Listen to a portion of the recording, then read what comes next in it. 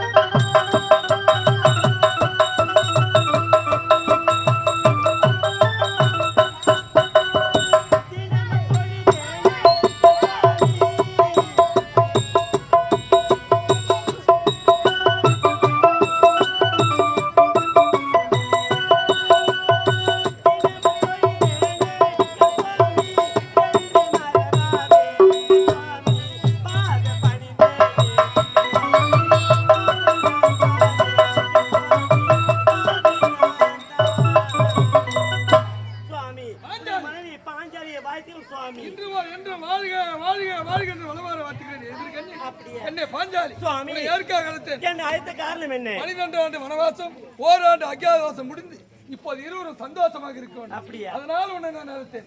நமோ நாராயணம் நாராயணம். எதற்காக இப்போது வந்தாய்? உங்களுக்கு எப்போது பார்த்தாலும் இந்த பஞ்சனியில் ஆடி பாடி சந்தோஷமா இருப்பதுதான். ஆமா, உங்களுக்கு ஒன்று தெரியவில்லையா? உன்னுடைய பேரமகன் சொன்னால்தான் எனக்கு தெரியும்.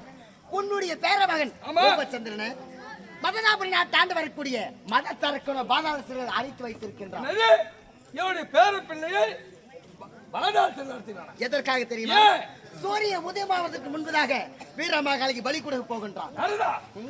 அஸ்தமாவதற்குள் என்னுடைய பேரன மாகாளிக்கு பலி கொடுக்க போகிறேன். உண்மைதான். என்ன செய்யணும்? இப்போது நான் போகிறேன். இப்போது பேரமகனை சிறைமிட்டு வருகிறேன். ஆகட்டும், சென்று வாருங்கள். சுவாமி பாஞ்சாலி இப்போது செல்ல வேண்டும். நமது பேர மகனுக்கு சிரமிட்டு வர வேண்டும். என்ன சொல்ற சுவாமி? நீ தனிமையில் பார்க்க வேண்டாம். ஏன்? என்னுடைய அண்ணன் இருக்காரு கண்ணு. பாஞ்சாலி உன் அண்ணன் கண்ணை யாரு 18-18 போர்ல உன் அண்ணன் எவ்வளவுதான் கொண்டான்னு சொல்றீங்க. அவன் யாரு?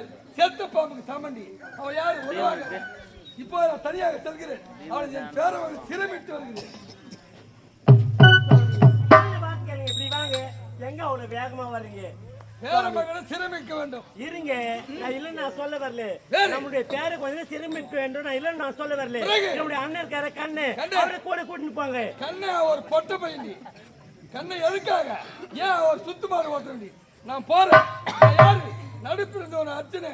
இப்போதே பாதாளத்துக்கு போறேன். அவனை சந்திக்கிறேன். சம செய்யறேன். நமது பேர மகனை சிரமிட்டு வந்து போய்